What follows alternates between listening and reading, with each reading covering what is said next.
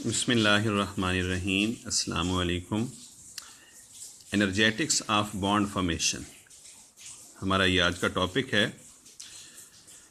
जब हम बॉन्ड बनाते हैं या जब बॉन्ड बनता है, एनर्जी पे क्या बीतता है। आया एनर्जी एब्जॉर्ब होगी या एवॉल्व होगी या उस पर कुछ भी नहीं बीतेगा, ये हमने सीखना है। और अगर इन में से कुछ होता है तो उसका स्टेबिलिटी पे क्या असर होता है। यानी H और H दो एटम्स मिले, मॉलिक्यूल बना H2, ये दो एटम के दरमियान बॉन्ड है, H2 बन गया, डेल्टा H क्या होगा। हीट एब्जॉर्ब होगी या एवॉल्व होगी या इस पर कोई फ़र्क नहीं पड़ेगा। हम इसकी डिटेल की तरफ आते हैं क्योंकि ये सिंपलेस्ट एग्जांपल है H2 की फॉर्मेशन। बाकी बॉन्ड्स के बनने को भी इस पे कियास किया जाएगा। ये हाइड्रोजन का न्यूक्लियस है, प्रोटियम, एक प्रोटॉन और पहला शेल ही वैलेंस शेल है जिसमें एक इलेक्ट्रॉन, और इसी तरीके से ये दूसरा एटम है। हम अपनी आसानी की खातिर इसको हाइड्रोजन एटम नंबर 1 और इसको हाइड्रोजन का एटम नंबर 2 कह देते हैं।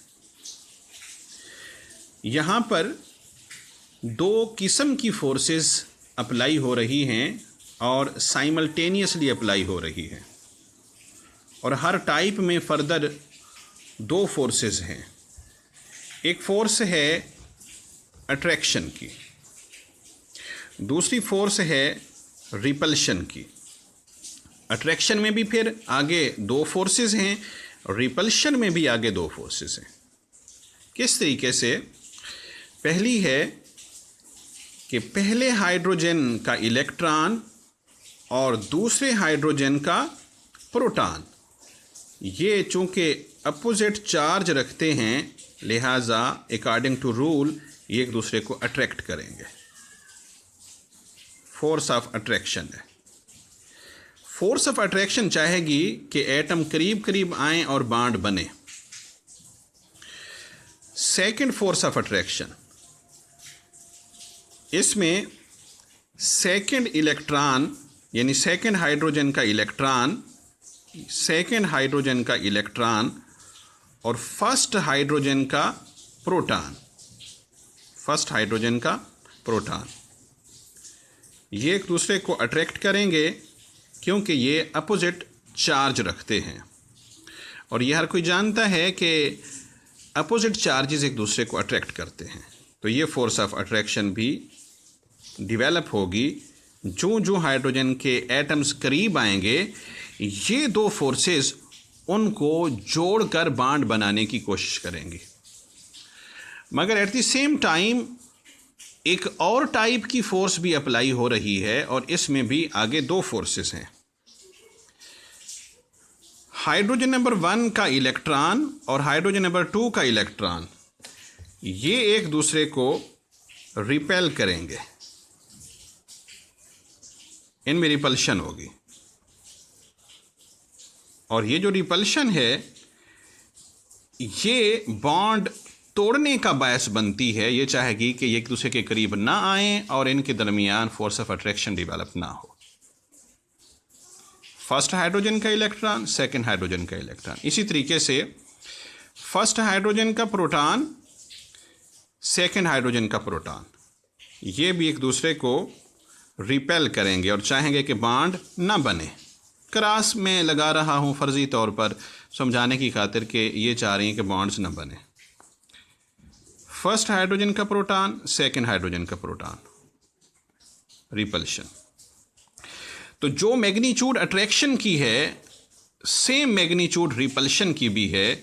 यानी जितनी फोर्स से एक हाइड्रोजन दूसरे हाइड्रोजन को अट्रैक्ट करेगा, सेम मैग्नीट्यूड के साथ वो एक दूसरे को रिपेल भी करेगा। यानी अट्रैक्शन की फोर्स रिपल्शन की फोर्स के बिल्कुल बराबर है। तो फिर तो बॉन्ड गोया बनना ही नहीं चाहिए, अगर बन गया तो टूटना नहीं चाहिए। तो इसके बावजूद भी जब दो हाइड्रोजन एक दूसरे के करीब आते हैं तो बॉन्ड बनता है।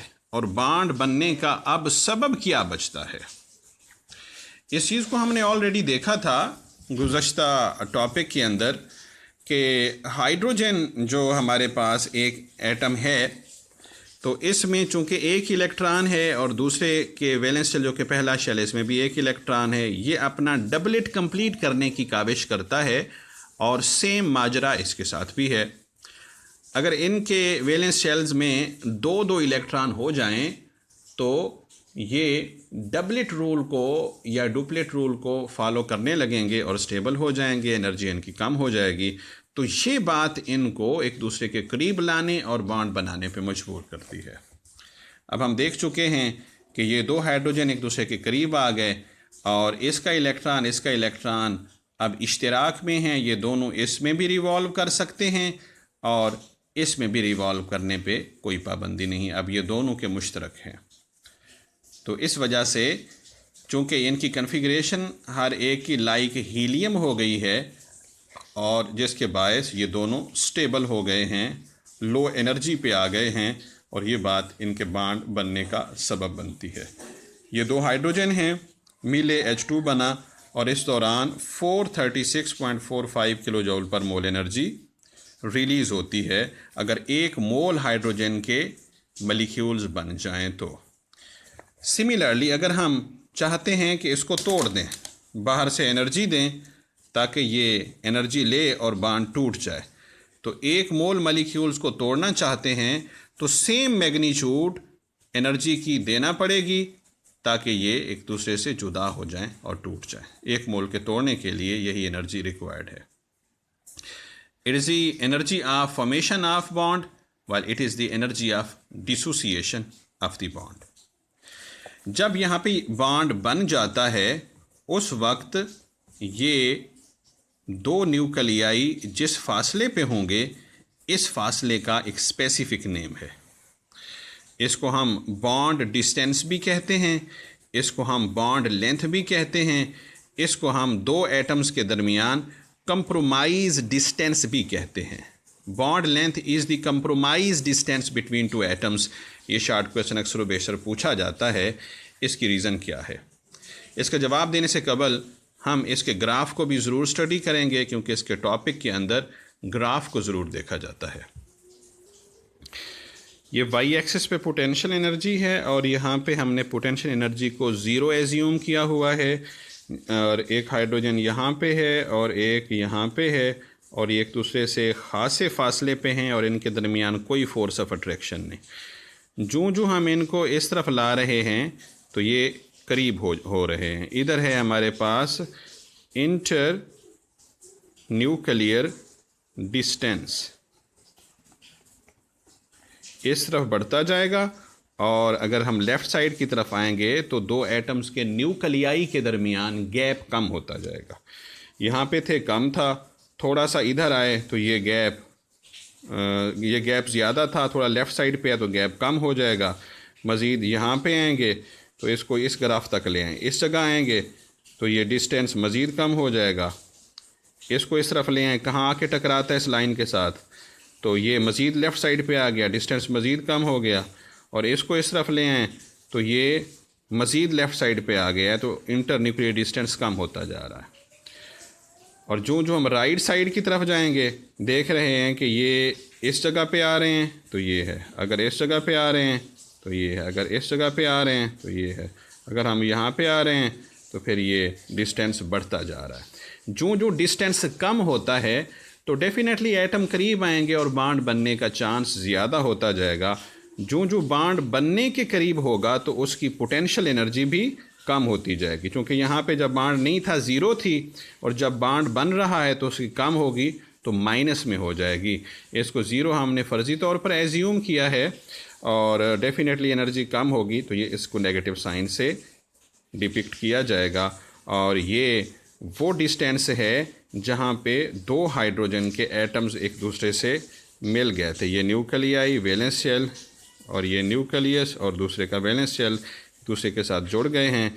ये इनके दरमियान मिनिमम डिस्टेंस है जिसको हमने गुज़श्ता पेज पे compromise distance between two atoms या बॉन्ड लेंथ या बॉन्ड डिस्टेंस का नाम दिया था। ये बॉन्ड लेंथ है।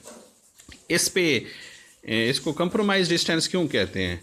क्योंकि इस पे एनर्जी मिनिमम होती है, इससे कम एनर्जी हो नहीं सकती, और पोटेंशियल एनर्जी यहाँ पे मिनिमम और stability maximum. Potential energy minimum और स्टेबिलिटी मैक्सिमम, और यही चीज़ें मकसूद हैं। और यहाँ पे चूँकि दो इलेक्ट्रॉन एक दूसरे के शेल्स के साथ टच कर रहे होते हैं और ये ऑर्बिट एक दूसरे के साथ कांटेक्ट में हैं, लिहाजा ये दो इलेक्ट्रॉन इसमें के भी हैं और इसके भी हैं, डबलेट रूल फॉलो हो रहा है। इसी तरीके से अदर एग्जांपल में ऑक्टेट रूल फॉलो होगा तो ये चीज़ अपनी electronic configuration like noble gas जैसी बनाती जाएंगी और कम एनर्जी की हामिल हो जाएंगी। पोटेंशियल एनर्जी जो जो कम होती जाएगी वो चीज़ स्टेबल होती जाएगी। जैसे हाई लेवल से पानी अगर लो लेवल की तरफ आए, फराज से नशेब की तरफ आए, तो वो लो एनर्जी का हामिल हो जाता है और स्टेबल हो जाता है। और अगर हम इसको इस तरफ धकेलें और इसको इस तरफ धकेलें और इसको मज़ीद करीब करना चाहें तो एब्रप्टली इसकी पोटेंशियल एनर्जी इंक्रीज़ कर जाती है, एक दम से करीब ज़्यादा इंक्रीज़ कर जाती है, शूट कर जाती है। तो हर दो सूरत में चाहे इस डिस्टेंस को हम मज़ीद कम करें इस तरफ या इस डिस्टेंस को बढ़ाएं, हर सूरत में बॉन्ड टूट जाएगा, पोटेंशियल एनर्जी बढ़ जाएगी और स्टेबिलिटी कम हो जाएगी। और ये चीज़ नेचुरल फिनोमिना के अगेंस्ट है, क्योंकि हर चीज़ स्टेबिलिटी गेन करना चाहती है। लिहाजा इस डिस्टेंस को हम compromise distance between two atoms कहते हैं। और वो बात भी यहाँ पे वाज़े हो गई कि जब भी बॉन्ड बनता है तो एनर्जी रिलीज़ होती है, एनर्जेटिक्स ऑफ बॉन्ड फॉर्मेशन के बॉन्ड जब बनता है तो एनर्जी पे क्या बीतेगा, रिलीज़ होगी। क्यों? क्योंकि वो स्टेबिलिटी गेन कर रही है। स्टेबिलिटी एसोसिएट होती है पोटेंशियल एनर्जी के साथ। स्टेबिलिटी जितनी ज़्यादा होगी इसका मतलब है पोटेंशियल एनर्जी उतनी कम होती जाएगी। कम होगी तो इसका मतलब है पहले ज़्यादा थी, अब उसकी पोटेंशियल एनर्जी कम हुई है तो काफ़ी सारी एनर्जी वहाँ से रिलीज़ हो चुकी है। रिलीज़ को हम नेगेटिव साइन से ज़ाहिर करते हैं। ओके जी, अल्लाह हाफिज़।